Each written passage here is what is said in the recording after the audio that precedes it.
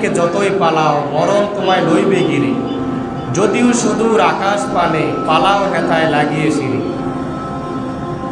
মরণ থেকে বাঁচার কোনো উপায় নাই।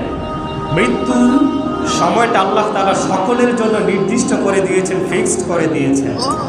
সময়টা যখন চলে আসবে, এক মুহূর্ত আগানো হবে না, এক মুহূর্ত পিছানো হবে না, জাস্ট টাইমে মালাকুল মউত আপনার রূপ নিয়ে চলে যাবে। অথচ এই মিছে দুনিয়ার জন্য আমাদের কত বাহাদুরি!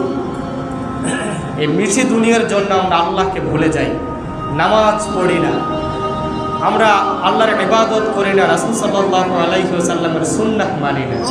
কিন্তু জীবনটা সম্পর্কে, দুনিয়ার জীবনটা সম্পর্কে আমরা আল্লাহ বলেন, ওয়ামাল হায়াতুদ দুনিয়া ইল্লা মাতাউল গুরুর। এই দুনিয়ার জিন্দেগিটা হচ্ছে একটা খেল তামাশা। এই দুনিয়ার জীবনটা খেল তামাশা। আবার আল্লাহ রাব্বুল আলামিন বলেন, বাল তুফিরুনাল হায়াতাদ দুনিয়া ওয়াল আখিরাতু খায়রুন ওয়া আবকা। তোমরা যে দুনিয়ার জীবনটাকে প্রাধান্য দাও, এই দুনিয়ার জীবনটাকে প্রাধান্য দিয়ে দিয়ে দুনিয়ার পেছনে ছুটে ছুটে যে তোমরা আমাকে ভুলে যাও, রাসূলকে ভুলে যাও, আখিরাতকে ভুলে যাও, শুনে রাখো এই দুনিয়া থেকে অনেক অনেক গুণে উত্তম হচ্ছে আখিরাতের জীবন। সুবহানাল্লাহ বলে।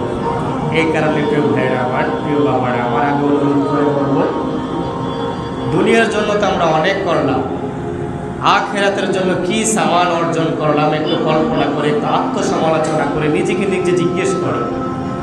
আমার 5 ওয়াক্ত নামাজ কি ঠিক মতো পড়া হয়? আমার জিকির আজকার কি ঠিক মতো আছে?